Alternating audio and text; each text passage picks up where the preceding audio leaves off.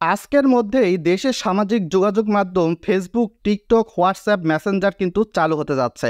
বুধবার 31শে জুলাই বিকেলের মধ্যেই দেশে প্রচলিত সব সামাজিক যোগাযোগ মাধ্যমের ক্যাশ সার্ভার খুলে দেওয়া হবে বলে জানিয়েছে ডাক, টেলিযোগাযোগ এবং তথ্য প্রতিমন্ত্রী জুনায়েদ আহমেদ পলক।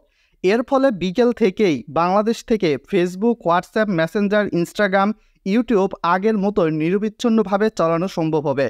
বুধবার দুপুরে রাজধানীর আগারগাঁওয়ে বিটিআরসি ভবন মিলনায়তনে ফেসবুক, ইউটিউব এবং টিকটকের সঙ্গে বৈঠক শেষে পরবর্তীতে তিনি কিন্তু এই প্রেস ব্রিফিংটা দিয়েছেন।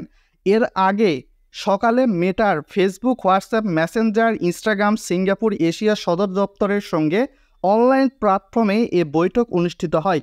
বৈঠকে বাংলাদেশ অফিস স্থাপন, মিস ইনফরমেশন, ডিস ইনফরমেশন জড়িত যে কোনো অস্থিরতা নিরসনে ফ্যাক্ট চেকিং জোরদারের উদ্যোগে গ্রহণসহ সাময়িক বিভিন্ন ধরনের আলোচনা কিন্তু নেওয়া হয়েছে। গত 28শে জুলাই সাম্প্রতিক কোটা সংস্কার আন্দোলনের সময় কিছু ভিডিও কন্টেন্টের ব্যাপারে ফেসবুক, ইউটিউব, টিকটকে চিঠি দিয়েছিল বাংলাদেশ সরকার। এরই প্রেক্ষাপটে 31শে জুলাই কিন্তু সশরীরে বিটিআরসিতে ফেসবুক, ইউটিউব, টিকটকের প্রতিনিধি যারা রয়েছে তাদেরকে উপস্থিত হতে বলা হয়েছিল এবং তারা কিন্তু ভার্চুয়াল বা সরাসরি মেইলের মাধ্যমে এই বাংলাদেশ সরকারের বিটিআরসির সঙ্গে যোগাযোগ করেছে, বৈঠক করেছে এবং আজকে বিকাল থেকে অথবা সন্ধ্যার পরবর্তী সময় থেকে আপনারা সকলেই ফেসবুক চালাতে পারবেন।